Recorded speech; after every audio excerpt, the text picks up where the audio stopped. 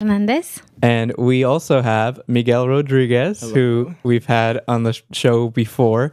And we're really excited to have you on with us today, Miguel. We're going to be talking about your new film that just released last night, Streets, which yes. I had the chance to go and watch it at the Lark Theater last night. And wow, what an event that was. That was incredible. And I'm really happy that I got to be there and see, how much you've grown, right?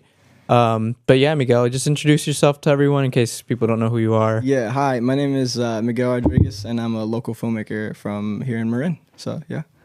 Yeah. And right before we kind of delve into your process and how you feel about last night, because I know you have a lot of feelings, I wanted to ask both of you guys, what did you guys get for Christmas? You want to go first, Cynthia? You can go. I can go. Do I have to say everything, or can I say like my favorite You thing can say your favorite gift that you got my for Christmas. favorite gift that I got was I'm wearing them right now. Is a pair of shoes my girlfriend got me. They're Jordan Retro ones. Ooh, I've never right. had a pair of shoes like that ever, and I've always wanted them because when I was little, when I was like 10 years old or younger, my mom would get me like Ross shoes. Yeah, I feel you. Those would break in like 2 weeks. Those would like get messed up, and they were Yeah. high tops, and I really liked high tops, so she would always get me those. And the fact that my girlfriend was like paying attention to like, oh, he's always wanted these shoes, and she got me them, so they're pretty cool. They're like red and black. They kind of That's really sweet. So that's probably my favorite thing I got for Christmas. How about you, Santi? I got money. Yeah, Money. I think Money's that was good. really cool. I went on a trip and I used that money for my trip. So my trip was kind of like free. There you go. Yeah. Yeah, that's right. So for those who might not know, Santi actually went on a camping snow What do you trip. call Van that? camp. Yeah, van Van camping. Like a van Is that what you trip. call it? Van- Van camping. It's technically a road trip because you're not not a road trip. Yeah, it's like a road trip / camping trip Yeah. with Yeah. in a van. in a van. And you went with Kimberly. Yeah, which it was is really great.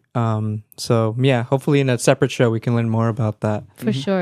But as for myself, I think my favorite Christmas present this year was this brand new these shoes. I got like some winter boots. I can't show them on the video right now, but it's like they're like some like winter like leather boots, and I've really been getting into like the whole leather boots thing right now, and they just feel really comfortable, especially with like the rain and everything right now. Yeah. Like it's just nice to have like some nice warm shoes. Yeah, it's to good. Feel like strong and like confident not to slip. Yeah, right. absolutely. Are they like Chelsea's? Do you know what Chelsea boots are?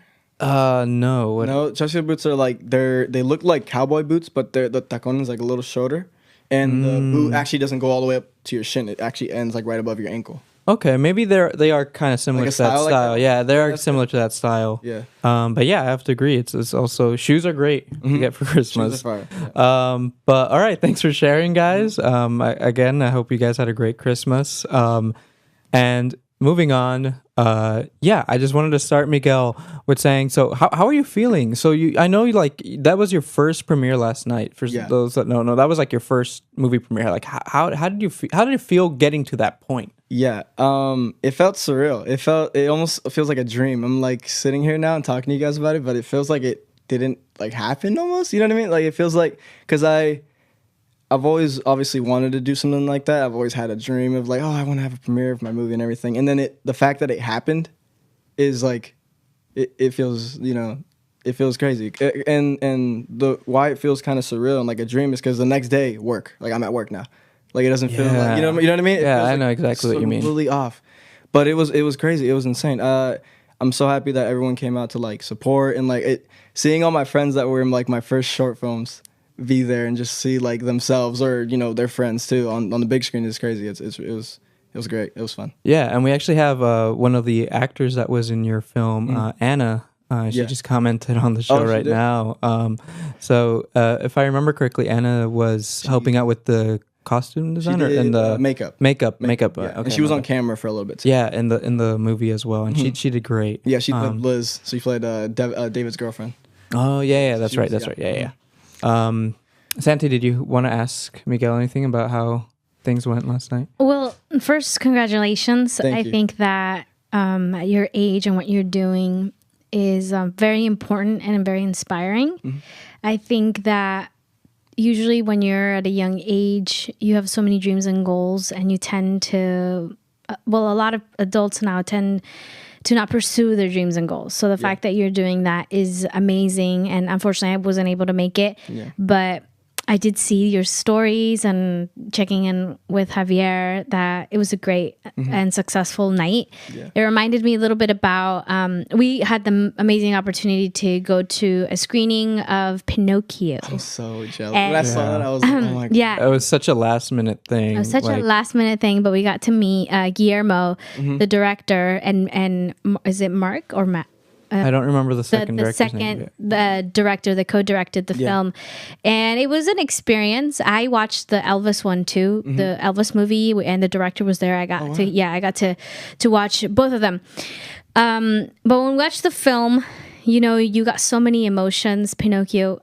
If you haven't watched it, go watch it. It's on Netflix. Have you watched really it? Good. I've seen it twice. It's so good. First so time, good. it was amazing. I cried and everything. The second time, I was like, this is a perfect movie. This is so good. It's so beautiful. Good. Right? It's a beautiful movie. And the fact that the directors were there and they were able to answer questions. And then we got the opportunity to go backstage or to the after party. Yeah, to go meet Guillermo del Toro. Yeah, to the after party and talk to him. And, it was so amazing. And when we left there, the first person that I thought of was you and Devin, because I said, well, this is what they're working for. And it's not just them talking, they're actually doing it. So I definitely see you there. Your path is going there, and what you're doing shows that that's really something that you want and you're working for. So all I can say is congratulations. Thank you so Keep much. going, and you're gonna face a lot of no's maybe, but you're still doing it anyway, and that I'm very proud of. Thank you so much. Appreciate And I want to add to that, like what Santi was saying, is that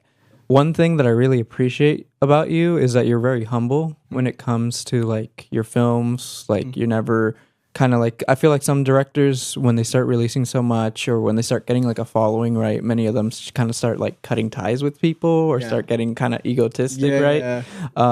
But no, you're not like that at all. And it's incredible to me to see you at such a young age, like kind of realize like how far humbleness can take you, you know what I mean? Because a lot of the people that were at the premiere last night, I imagine, are a lot of people that, you've known for a while or have made connections with. Absolutely. Over time. And that's kind of when I met Guillermo del Toro, he was a very, very nice individual. Like you can attest to that, Santi. Like he was a very nice guy. Very humble. Very, very humble, exactly. And I think that goes a long way, especially him being Latino as well, right? From Mexico, like Mexican. Like it's awesome that, and he spoke to us in Spanish too, which is awesome. So like I said, like they never forget where you come from, Yeah, for sure. But speaking of where you come from, and Streets, did you want to give a brief synopsis of kind of like what the movie's about? Yeah. So it's kind of based off a short film I already did, and it is a lot of my films combined together almost. If some of it, because maybe when you were watching it, some of it kind of felt familiar, but it still was fresh enough where it didn't feel boring.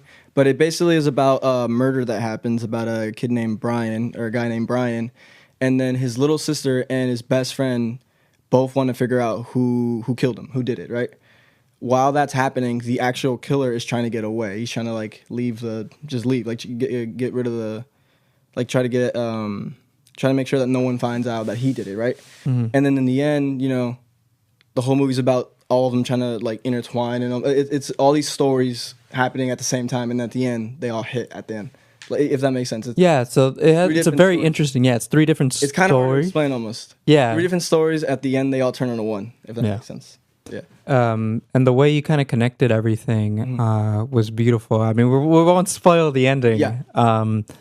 But yeah, I also wanted to ask. I think it was great too that during the premiere, you were at the front kind of greeting everyone as you went in. Like, like what made you want to do that? Just because? Before like the movie started, or like before the movie started. Yeah. So the main reason why I walked up to do that was because I thought I thought people were still talking, and I was like, oh, just to make sure they get in their seats real quick, let me go walk up. I wasn't gonna do that though. I was just gonna sit down and be like, okay, play the movie. But I thought, oh, no, I'll just introduce the movie real fast and just say thank you, just because I know I'm gonna have the chance after, but I'm probably gonna be like, everyone has to go after the movie's over. So I was like, let me just walk up. So that's when I told Matt if I can get a microphone, and he told me they were up front, and I walked up and introduced the movie. So I was really nervous. I was so nervous. Even though it was people I like talked to all the time, I was freaking out, but it was And so going into the film, I think it was awesome how you just introduced, you introduced yourself, film started, and at the beginning,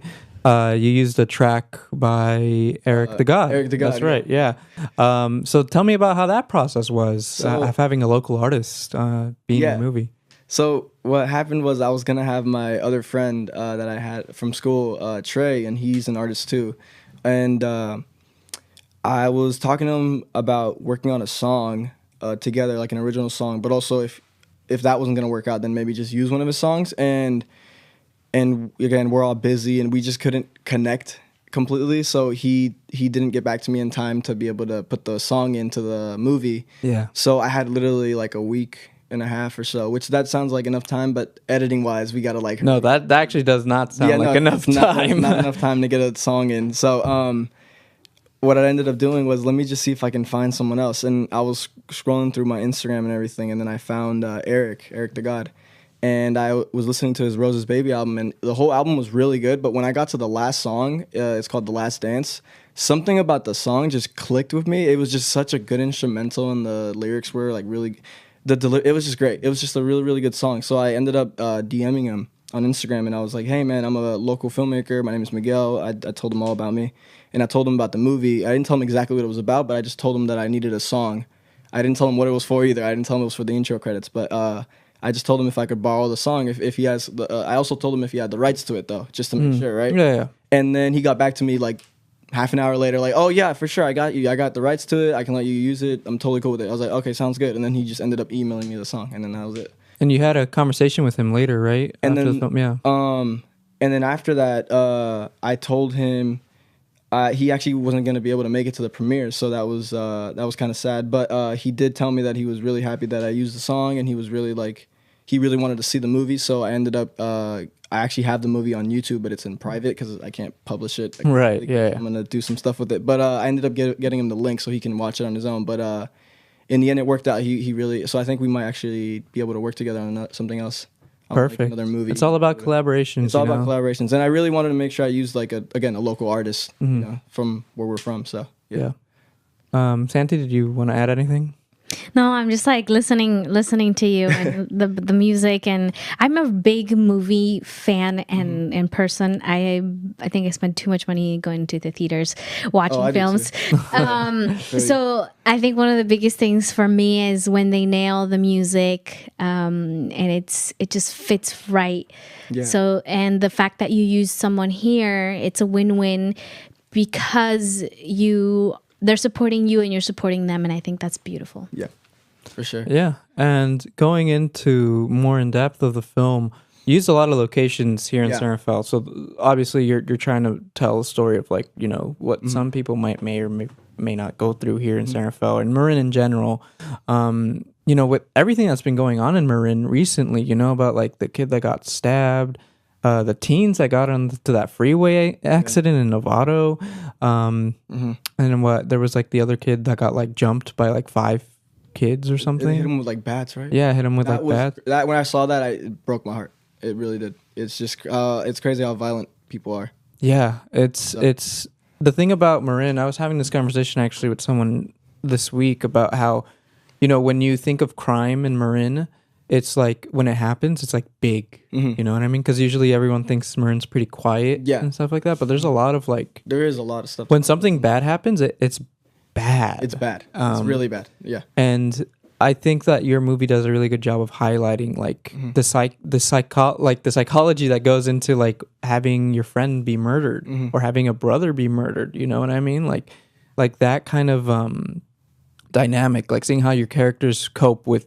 someone who has died, while also contemplating like, well, do I like the morality, right, of killing the person who killed your friend or something, right? It's such a hard subject to kind of like put like what was your thinking process during that, like on how to really set that idea up for the movie?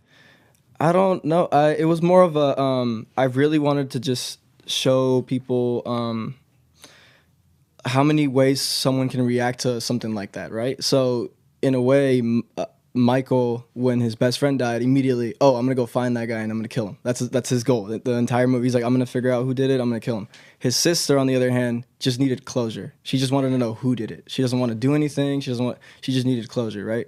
So the main thing that I wanted to do with it was show just how different everyone's reactions to something like that can be, right? Mm-hmm. So I think I did it in a way where you can understand it and you can feel for them at the same time. Because I also threw in characters who weren't directly connected to the person that died, and you can actually see how they react to the person that's reacting to that.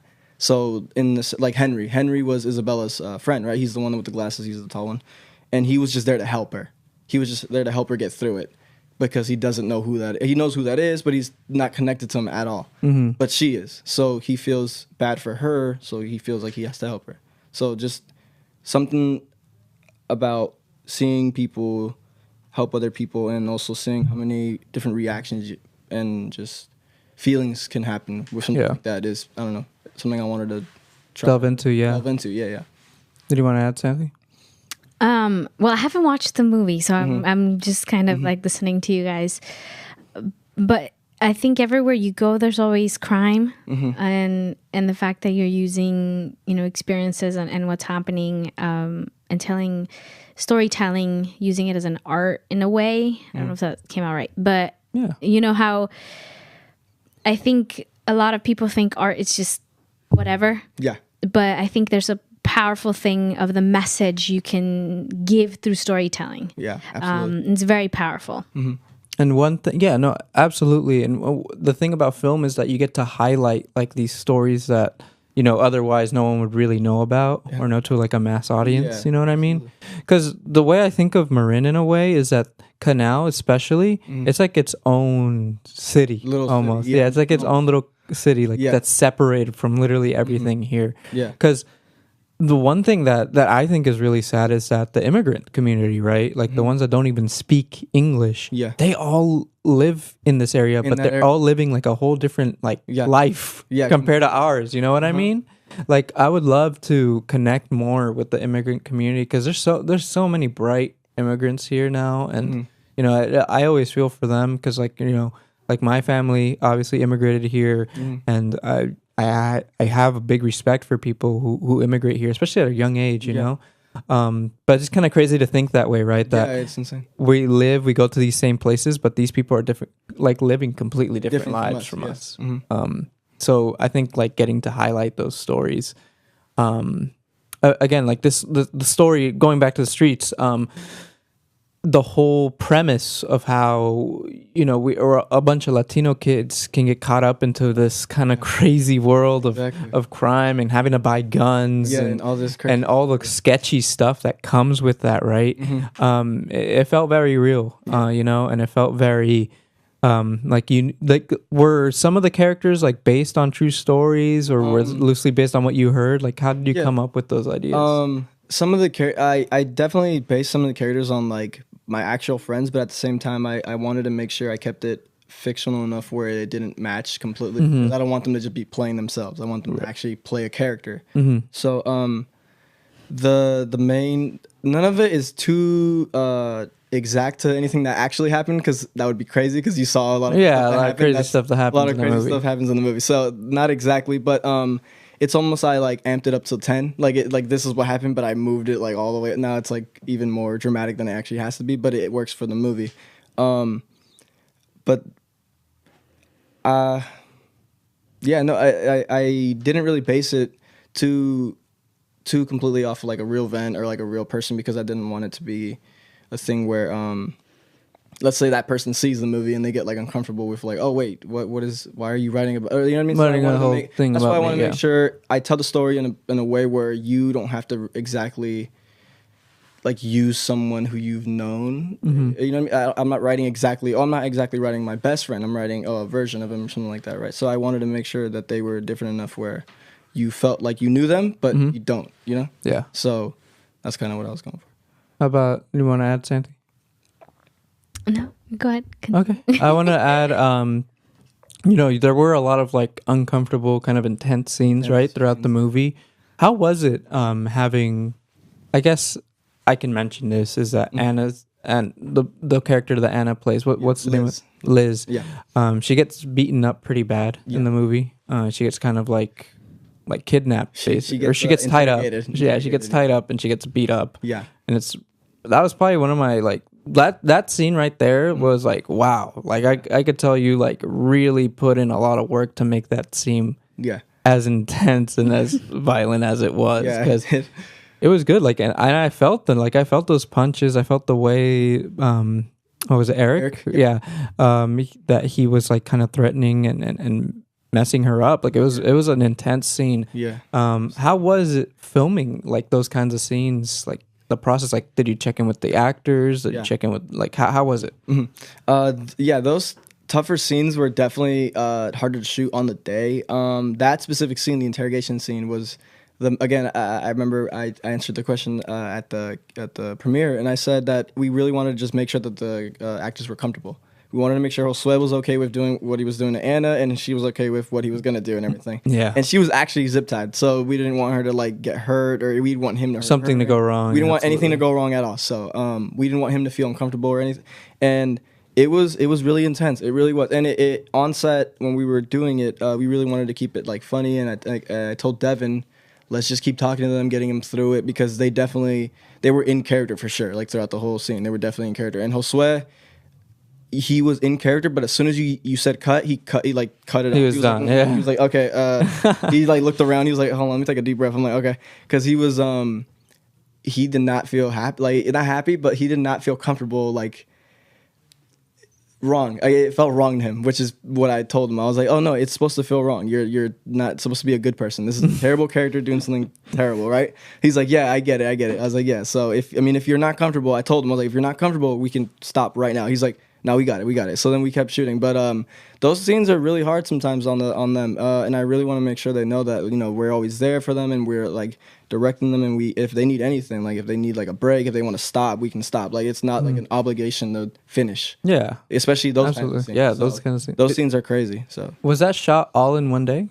That was shot in one day. Wow. Yeah, we got it done in one night. It took us a while because again how difficult it was, but at the end, obviously, it came out looking good. So yeah, that's great. Props to them. Yeah. Santi, did you want to add something? No, I just thought that I think for the actors, it's quite something what putting yourself actually in someone else's shoes and acting and being something that you're not.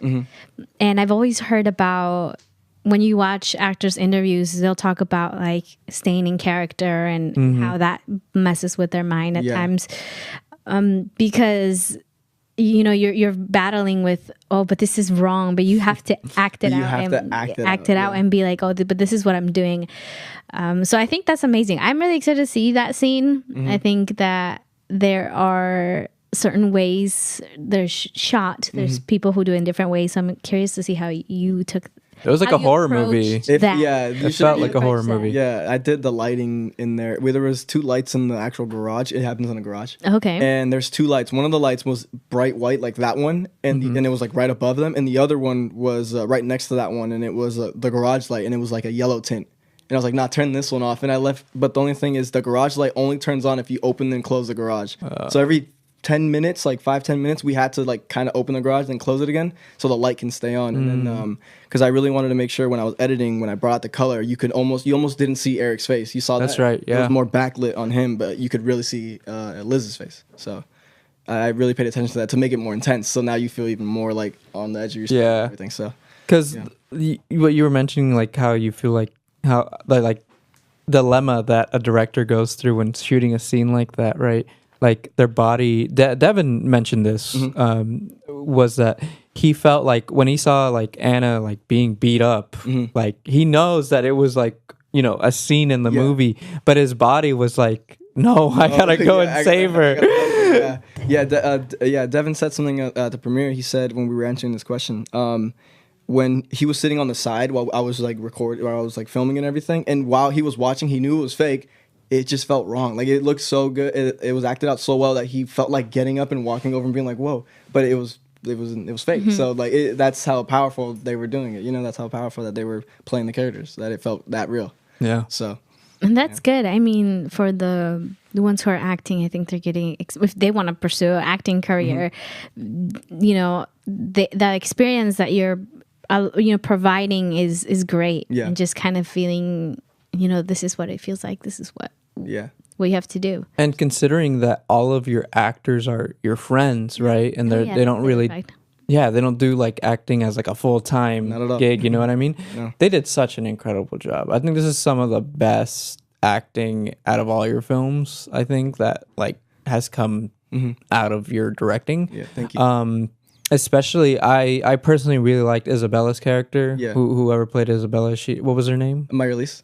Yeah, she was fantastic throughout the film. I really liked her character and the way she portrayed her, as well as Anna being David's girlfriend, right, in the movie, and of course you and Devin playing characters also in the film. Like you guys just did so great. You guys have such a always it's a great dynamic between you two. Like I was always so excited when you guys were on screen. I was like, oh yeah, we try. Because it's cool because you guys are kind of like the comic relief and keep the tone of the movie kind of. Absolutely. Because I noticed something while we were writing. We're like, this is a sad movie. This is actually a really serious and sad movie. Yeah. So, but the thing is, to keep it kind of real, funny stuff happens in life, funny stuff and sad stuff and crazy stuff. And so we really wanted to make sure when you saw me and Devin, or even Johnny, who actually did have some funny lines in there, when he turned around, he was like, "Announce yourself!" Like, he had some great lines. We wanted to add just some funny moments that weren't exactly like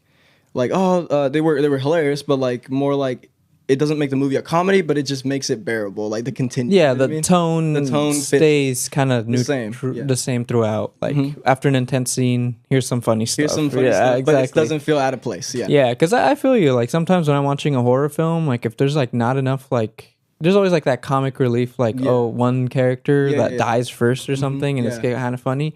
But if like it keeps dragging on and on, you're like, oh, it's just like not enjoyable to watch. It's kind of annoying when it's like the same thing over and over. Exactly. So we wanted to make sure we threw in enough. That's why we made the characters very different from each other. So it feels fresh every time we get to a new scene. Oh, it's these guys again. Oh, it's these people. So we wanted to make sure you didn't get bored watching it. Right. Yeah. Absolutely. Did you want to add? No, so you co-wrote the film with Devin? Yeah, so the original script, me and Devin wrote it back in 2021. It was our first thing we ever did together, and then we shot it as a short film back then. And then this one, we did the same thing. We co-wrote it again, and he took over some scenes, I took some other ones, and then eventually we were both like going back and forth and all that. So we definitely co-wrote it together, yeah. Okay. I also have another question that when you talked about filming and you directed and filmed it, right? Yeah, I wrote it and directed. Two different things. Directing is just, for those who don't know, filming is actually having the camera and filming, which would be my favorite thing. But I wanted to know, so I saw when you guys were filming these the scenes a few weeks ago, and my curiosity is, how long did it take you to edit that? Because for me, it was like, it would take a while.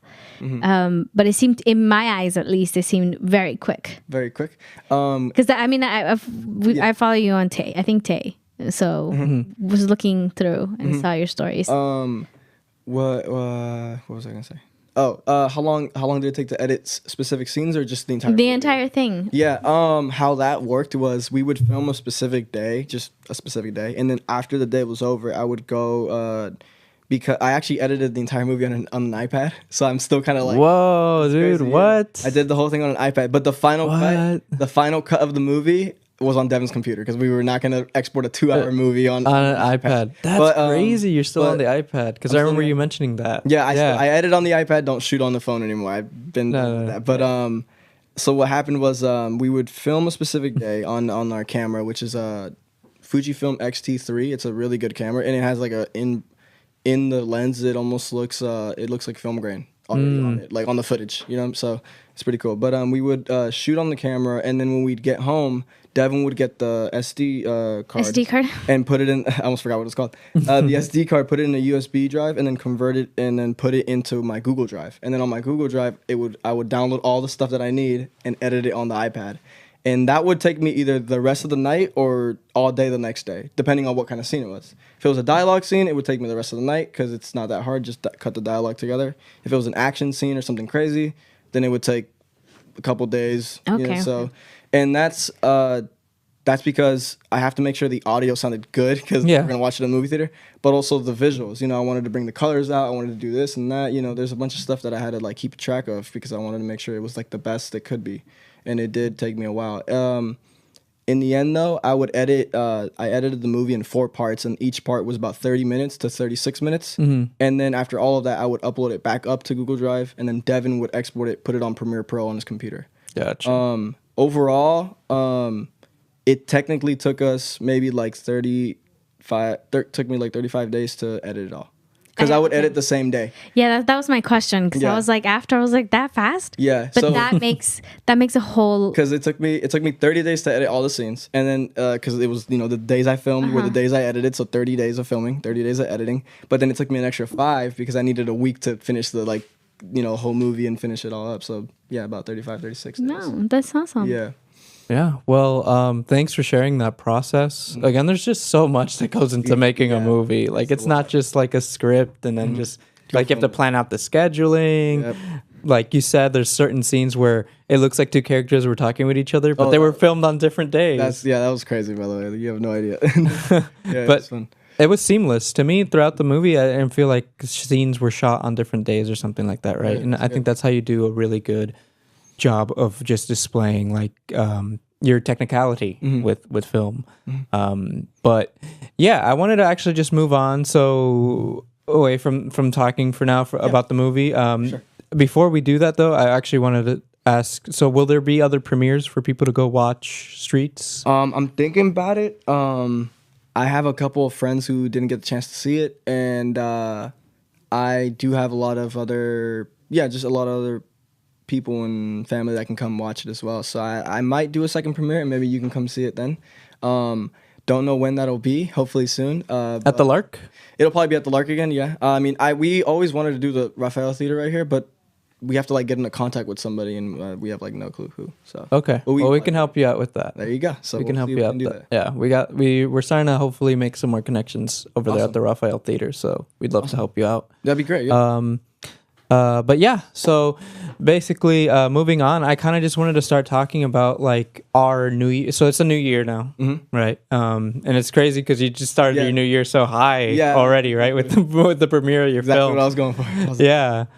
So that's awesome. I also wanted to mention, so what are some of your guys' New Year's goals and plans for this upcoming year? Like, what do you hope to accomplish? I kind of want to delve into that. Did you want to start, Santi? Well, first, just to kind of break off the 2 parts, I do want to say a short PSA, and it is the weather is crazy right now. Oh, I just want to say a big message to everyone who's driving to be safe out there. We all think that just because we're in a vehicle and it's protecting us that we can drive normally the way we would drive, but truly, unfortunately, Marin did lose 2 amazing people, I think last week, 2 teenagers. So sending so much love and prayers to the families and friends. I know it's very difficult, and one of the students did go to Terra Linda High School, and I live right next to TL. And just reminding everyone to drive safe. It's better to arrive 5 minutes, 10 minutes late than you not coming home. Yeah, absolutely. So just wanted to make sure to say that on the show. And with that being said, I'm going to continue with my goals. Go ahead. I have a goal of, first, I manage a couple businesses with my family. We own businesses, so I have individual goals for each one of those. But for me, I want to be more financially good. I think right now I'm good, but I think that there's way better opportunities out there for me, and I want to be able to be financially good to be able to, do a lot of the things that I want to do. Right. One of them is being able to move out of my family home. I would stay there forever if I could, but I think I want to grow as a person and be more independent. And I'm really, really close to my family. We have such a beautiful relationship. So moving out is actually a huge challenge for all of us because we can stay here forever, you know, with my family. But it's important for us to grow. Right. And so I just want to get out of my comfort zone. So hopefully by the beginning of next year, I'll be having my own place. And so, but I don't want to move out without being, you know, financially stable because I think that is so important. So for now, that is a huge goal of mine to be financially more stable, which in Marin County is quite interesting. Quite difficult. Quite difficult. So yeah, I can understand what you mean by that because I moved out of my mom's apartment. The beginning of the beginning of last year. Not beginning, but like May-ish is when I moved out, I think. And it was kind of hard. It was kind of hard. I've always lived with my mom. Me and my mom have moved a lot because I was actually born in Texas and we were there for about a year, or a couple months, I don't remember. But we were there for a while, and then we moved up to Ohio, and then we moved over here to California. So I know how it feels to like move around. But leaving her. Like I do see her still. I see her like almost every other day. But just leaving the home, the apartment that I've always been at with my mom, and I've always been next to her my entire life. It's really sad. But I wanted to be more independent, like you said you want to be, and I just wanted to do something different and just feel like I'm my own adult and everything. So yeah, I think there's something. Yeah, there's something powerful of doing things on your own. And like I tell my mom, and I get very emotional when I talk to her about like I'm moving and I'm mentally preparing because I'm so used to us being all together. But I'm like, no, I need it. And I've gotten up quite upset with her a couple of times when she's like, "You're moving out," as a joke, and I'm like, "No," but really, like you said, it's very independent and stuff, and so that's my ultimate goal is that. But so I can do that, I need to be certain things right and and working for me. But what about you? What are your goals for this year? I don't want to give a what is it called when it's like exactly what you think I'm gonna say. It's a specific word, but I don't want to say I want to make more movies because yes, but I'll say a different goal. But the financially stable thing actually is kind of close to mine because I wanted to get a credit card and like work on my like credit and like get financially stable so I can actually start feeling a little bit more independent because I don't live with my mom, but at the same time I still have like a debit card and I don't like have my own thing and everything. So that might sound kind of like childish, but like I want to just do something like that so I could have my own thing. What else? A credit card's a really good thing to have. I got mine when I was 19. I did it because it was actually really funny how I got my credit card. I always wanted one, but it was like so hard to apply for one until I just went. I was trying to buy something that was like over $2,000.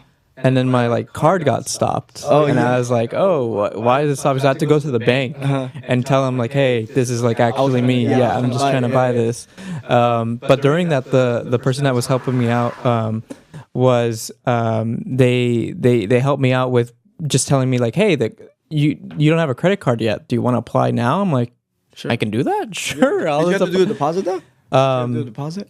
No, they just made me apply for the student credit card because I was going to college, and they're like, if you're a college student, you can just apply right now. And I'm like, I got it. All right, I'll take it. I'll do it. So ever since that, have about 3 or 4 credit cards now. That's dope. And I've been always very, very good with my like credit score. I've always been on time with my payments. And that goes a long way. Like I highly recommend getting a credit card, especially at your age. Yeah, like, that's what I'm trying to do. So that's one of my goals. I think we're gonna have a show about that. I've been wanting to do a show on financial information, how to get a credit card, how all of that works, because I think that they don't teach us good in school. So no. They don't care. They're like, here. So that's history. That's important. So we're definitely going to have a show on that. Absolutely. For financial education, which is super important. Mm-hmm. Yeah, and that's something I want to do. I'm sure that with the films, right, you'll find a way to make money out of it. Yeah, I hope so. Eventually, if I'm not, that's one of the things about the premiere is being able to do that. I can actually maybe try to get in touch with people who can maybe help me like put it in another theater and actually get money for it, right? So like something like that would really help me, get actually start making like a living out of doing what I like, doing like that. So as soon as we get to start doing that, that's gonna be good. Yeah. Yeah. Great, perfect. As for some of my goals that I have for this year in particular is I just want to start kind of like more here at the Multicultural Center in Marin and kind of addressing an issue that a lot of us know here in Marin in general is that there's not enough things for youth to go out and do. Yeah. You know what I mean? Absolutely. There's like no real place to go hang out or no go place to like show off your skills or anything, like nothing, right? There's no hangout spot like that. Really. But I want to start an open mic event here in the building where people can come and either play live music or do spoken poetry or do anything like that. You know what I mean? Yeah. Like I want to have like a monthly thing going on where like there's always this time to meet up, especially to target it towards high schoolers and college students, because I think that's important. Yeah, absolutely, it really is. And I was in talks with David Calderon, who I think you know. Yeah, I do know him. Yeah. He is actually hosting an open mic right now at Next Generation Scholars, and that really inspired me because there was a lot of like students there who are ELD or English as a second language ESL kids, and they were like rapping in Spanish and stuff, and I was like, "Whoa, these guys are like here in Marin! Like I didn't know about this, but it's such a small space, and I want to give them like a bigger space. You know what I mean?" So that was really what inspired me, and I hope to potentially collaborate with David and myself to have that open mic event occur here. Yeah. And it'd be great to also show off your movies here at some point. Yeah, just more opportunities for people to get their crafts out there. Because I'm all for the arts and I'm all for creativity. Absolutely, me too. Yeah, for sure. I think Javier and the Tay team specifically, we've been brainstorming on hosting events here. I know Annalie has great ideas. Who's in Guatemala? She's in Guatemala right now. Trip. But yeah, she brought some incredible ideas, and I think Kim might have some ideas too on what we can do here for the youth. I think that I was thinking of movie screenings as well, like bringing and having. I know there's a lot of families too who can't afford renting a movie as much as you're like, oh, it's like $5, $6 for Netflix. Yeah. But it's not affordable for many families. So, tickets are so expensive. Yeah, movie tickets are like what, $14? No, $16, bro. I might not go later. I was gonna go. This is why I said that I spend my money too much on movies. I don't know how I forgot. I was like, oh, there's 16. I forgot. I just go all the time. And that's here. I like to go to SF to watch like the IMAX. Yeah. Because it sounds so much better. And those are like $25. And if I count crazy. How many times I've gone, you'll see my money. But yeah, just stuff like that, and just trying to build a community of, if we talk about Tay specifically, I think that's a goal that is out there for. Hopefully this year we're going to have more interactions. Again, also reason we haven't been able to do that is because of the pandemic. But this year I feel like it's just gone down a little, and we can do things a little bit somewhat normal. And by normal mean is always still trying to protect ourselves as much as possible. Just confirming to a post-COVID world, right? Yeah. It's been, I don't know, almost 3 years. Yeah. Wow. It's been 3 years. Wow, it's crazy. But yeah, absolutely. So getting more events like that out there. There's also another cafe that just opened from one of the guests we had on the show before, Sally Newsom. She just opened up a new business here on 4th Street. Oh, yeah? Do you know that? Karma Cafe, I think it's what it's called. It just opened this week, I think on Tuesday or something. And she wants to create that as a hub for youth to come and meet up too, like a cafe for youth to come and chill out at. And also they're going to do like live music apparently. Like she wants to get live music going on, and like, see, things like that is like awesome. That's you know awesome. What I mean? Yeah. Because it's a really good way for us to kind of get together, collaborate, meet new people, meet artists. You know what I mean? Like that's all about it. Like you know about collaboration. It goes such a long way. Absolutely, it really does. Yeah. So yeah, hopefully something sparks out of that. I hope so. I hope to get involved more with that. And yeah, but as for a more personal like goal for myself, I just want to stay, I feel like, more organized and keeping like a small friend group. Because I don't know, like what is your guys' relationships with friend groups like after high school, right? Like Yeah. like you know how after high school you kind of like know people, but then like Yeah. You don't like hang out with things them? just kind of split up after Yeah. a while. I don't know. I actually still have the same friends I had in high school, so we're doing fine. You know, we're still here. We're all working and doing our thing, and obviously working on the films and everything. So I think that's one thing that actually keeps us kind of together was the films. And it's not even like me trying to keep. Oh no, I need you guys to do this. So you keep being my friend. It's just I think we all just wanted to be a part of something together, something fun, something like that we can like all just work on, and that really helped us like bond even more and like be even closer friends. And you know, I call all my friends brothers. I really do. Like they really do feel like my brothers. So I'm really close to all of them. So yeah, I have a really good friend group. That's good. Yeah, no, that makes sense that I mean, obviously, like, yeah, you're staying with your friend group through the films. Like, you guys are together for so many hours of the day. Yeah. Doing what you guys, you know, what you love. And that's great. And I'm glad that your friends are supportive. Yeah, that's the main thing. Is they're supportive. If they weren't as supportive as they are, right? It wouldn't like diminish me at all. I would still be working on my craft and everything, but it definitely would affect like how I'd be like achieving it. You know, how I'd be working on it. I would definitely be going at it in a different direction as I am now. So it's really good that I have. You know, it's good to have good friends. You know, absolutely. Santa, you want to add? I mean, for me, I only have one friend, like my best friend. I've met her, almost a year and a half now, you know, and surprisingly, we have a very good connection. That's great. That friendship just blossomed unexpectedly.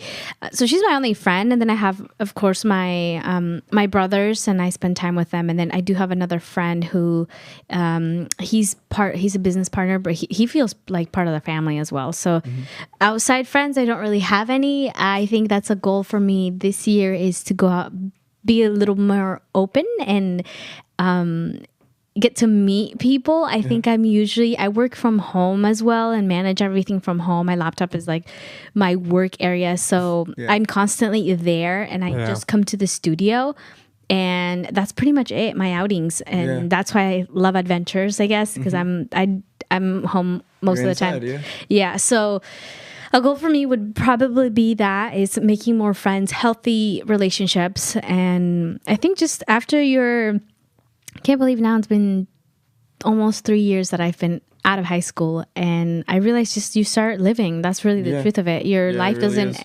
I think in a way they picture like, oh, you're ending something in high school, but really it's just the beginning, the very beginning, and you start working, and you got bills to pay, you go to school, and so everybody's just kind of doing their own thing. And you know, you don't split up because like you don't like each other. Well, I hope so, right? But for me, that was it. It was just kind of everybody's busy, and if you want to hang out with someone, it's like, oh no, I'm working this day, or it's just schedules. The scheduling part is so hard. Even though I have my best friend, she lives in Vallejo, but she works weekends and I don't work weekends, and so it's like a management of like sometimes it's like hard to schedule. It's really hard. I go maybe like a month. The longest I think I've gone was like a month and a half without seeing her, but we're like constantly checking in on each other. But we talk about it often, and it's like that part of growing up, you know, part of growing up. Absolutely. And do you have any plans for, well, any new films this year, or? Yeah, I'm working on 2 projects. I am technically 3. 2 of them I'm writing. wow. The other one I'm actually working on with Devin, and that's his movie. It's called Strawberry: Portrait of a Serial Killer, and it's a slasher movie. Oh, that's right. He's going to be and doing he's like gonna a be using vintage. a camcorder, the vintage camcorder for that. But he's going to be using the other camera as well. But I'm going to be assistant director on that one, and I'm going to be helping on camera a bit. You know, it's the same thing I do. And then the other 2 projects are my own projects. I'm writing and directing them. So, you know, I'm not co-writing with Devin, and that's not because I like Devin. I love Devin, but it's just my own thing. One of them is called How to Save the World, and it's about a little Latino girl named Natalie, and she time travels to the future. And that's kind of like the plot, and you know, we'll get Interesting. more into that, you know, later. And then the other one's called ESR, East San Rafael. That one's about 2 characters. One of them is a gang member, and the other one's a high schooler who's about to graduate. And you basically see them butt heads on the last week of school, and he's trying to graduate, and he's like, "Oh no!" But you know, so you kind of see like coming of age, kind of. It's kind of a coming of age, and it's almost that movie. That one's really personal because I did put a lot of my personal stories and stuff that happened and it's almost, I call it like a thing where the high schooler is me, and the gangster is me if I dropped out. So so like, it's like two versions of me, but they're in the same thing. So Gotcha. that's what I'm gonna be working. When you talk about like storytelling, I'm also a writer, so I do have a published book, but I dream of writing my story, like actually of how I came here. I feel like my story means nothing. Like, I mean, it doesn't mean nothing, but to me, it's just like it's my story. But every time I tell my story, I'm like my family story. Everybody tells me like, really? That's you? And I'm like, yeah. But to me, it's normal. Yeah. But I dream of writing that. And when we went to the film festival, the Mill Valley Film Festival, yeah. You saw so many short films. What was the film? Carval. Carval. It's a Brazilian. I said that wrong, I'm pretty sure, but yeah. It's a Brazilian film, and I just resonated. And I'm saying this out loud, but if it doesn't happen, I mean, say it. Within these 10 Manifest years, it. Within these 10 years, it's gonna happen. But I dream of having that film out. Like I want to write not about like my family story, about But you? Yeah, in a way. But I want to write it, I want to direct it, and I want to produce it. Like I want to do the whole thing. Awesome. That's you just reminded me of that dream. That's it's a dream I have in the way future. That's literally what ESR is. It's basically it really is based off of my life. So I obviously changed a little bit of things, but everything else pretty much happened. So it's gonna be a good movie. I'm gonna struggle a little bit on casting on that one, but we'll see what happens when we get there. Yeah, because I want someone who can pull it off. Because it's two different characters and they're two completely different people. So you want to be able to show it off well. Yeah, absolutely. And go ahead. I was gonna say when I do the casting for like my mom, I want to play my mom. That's great. I love it. Yeah, and then I want someone to cast me. If I was a woman, I'd play my mom. I'd be like, I can be you, mom. No, I just feel like the not just because we look alike, but I feel like I could, act her feelings out, because we did experience a lot of interesting things, and she did. So I understand. But anyways, keep going. You're good. Yeah, like I think it's awesome that both of you want to create film, and I want to get more into the cinematography as well. Like I'm looking to buy a new camera right now, just because I want to start creating mini documentaries for the organization, highlighting real stories, like highlighting like what some parents and kids have to go through, because I know exactly all that stuff, right? And I want to highlight those stories and have them known that like Sarenfeld isn't just a bunch of white people, you know what I mean? It's more than that. There's like a lot of rich stories, a lot of rich community. We have millions of dollar films if we could put those stories like into films. Absolutely. And I want to start by highlighting those into like mini videos, mini documentaries, because I've gotten really into that. Are you a fan of documentaries? Like, do you watch documentaries? I do like documentaries. My girlfriend actually just showed me one about Demi Lovato and about what happened to her. Interesting. And I didn't know any of it, and I was like, oh my god! And it was a great documentary. I haven't seen that one. Yeah, it's really good. You should watch it. Is it on Netflix? I think it's on YouTube. You can watch it on YouTube. It's called Dancing with the Devil. It's pretty cool. It's really good. Yeah, right. But I do like documentaries. Yeah. Have you thought of creating a documentary before? I have, and it might be about my great grandpa, because he actually passed away last year. And that's right. Yeah. And his life story is really interesting, and it's really amazing. So, and he did a lot of amazing stuff during his life, and he has so many people that loves him, and it would be great to highlight him. Him, absolutely. Honor him. So yeah. But it seems like you also like doing, like taking, again, like basing some true stories, but turning it into like a film, you know what I mean? Yeah. So I totally get, where you're kind of coming from, your creativity goes. But yeah, like doing that, and what advice do you have for like someone, let's say like Santi, or like someone who wants to get ready and start doing like directing and getting into that, just do it? Yeah, I mean, I've always said that. I said that last time when I talked to you guys, just do it. The main thing I would say as advice is just don't be afraid. Don't be afraid to just, write how you feel, but at the same time, don't forget you're going to present it to someone. You're going to present it to people maybe, and that shouldn't scare you. Don't let that scare you. Don't let someone's opinion be law. Oh, I don't know how I feel about this scene. I don't know if you could have left it in the movie. you don't have to listen to them. So I would just say, yeah, just write how you feel, write what you think is correct, you know, whatever you think is right, and just tell a beautiful story. You'll be fine. You're gonna do great.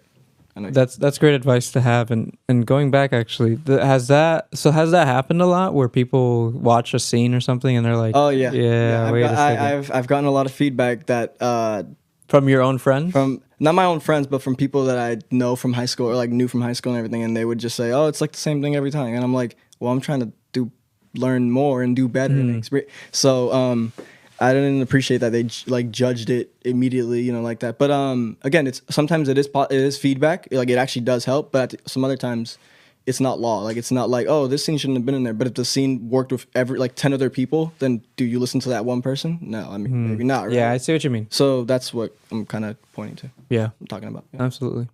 It seemed like you wanted to say something there.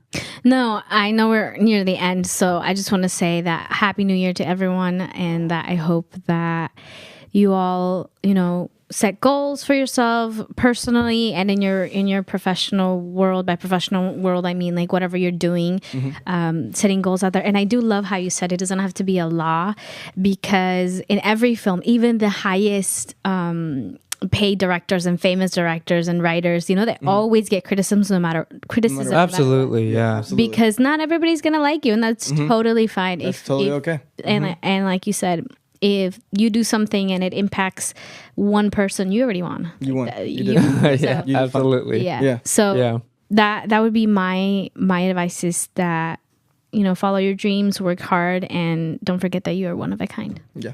That's great. And yeah, just to close things off, I want to say, Miguel, I'm really proud of how far you've come, you know, like since our first interview with you here and coming to now, like you premiering your film. Like it's crazy. Like I not only saw your improvement, right, film wise, but I've seen your improvement with just like how you approach filming now. Like, right. Like you have like a nice kind of template or a guide for yourself that just gets you through it, you know what I mean? Yeah. Because that's because of the experience. Like the more you do it, the more you're like, okay, I know what to do here, and I know what to do here. Exactly.